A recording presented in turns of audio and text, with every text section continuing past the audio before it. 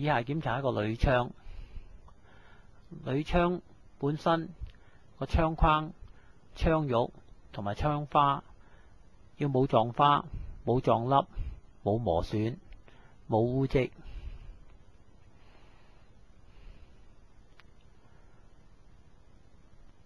窗本身要裝得夠直，冇彎曲。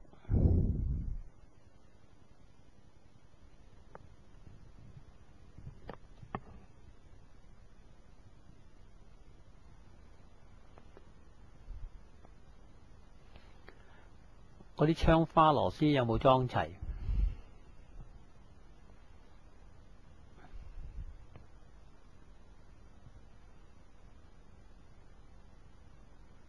我哋可以熬下佢，睇下係咪裝得穩陣。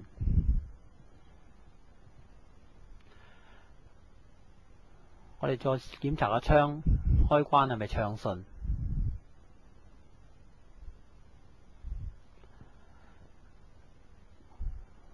檢查下嗰啲鉸嘅螺絲係咪裝齊，睇唔到嘅地方可以用塊鏡幫手去檢查。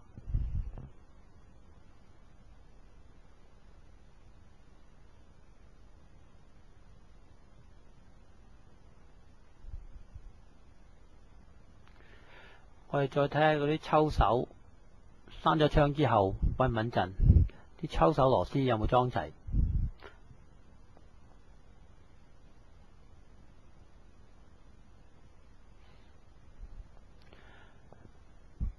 再睇下啲 setting box 有冇裝漏，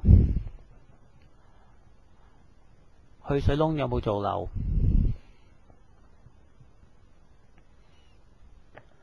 玻璃要冇裂痕，強化玻璃要有製造商嘅 label，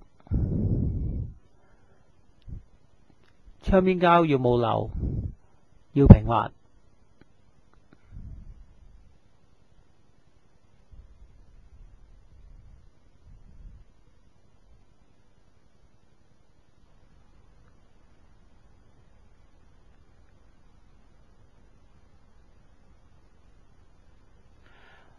外牆嘅窗邊膠有冇擠漏？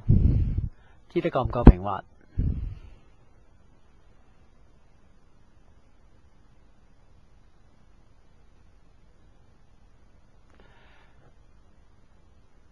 窗褥同埋窗框嘅 gasket 有冇裝齊？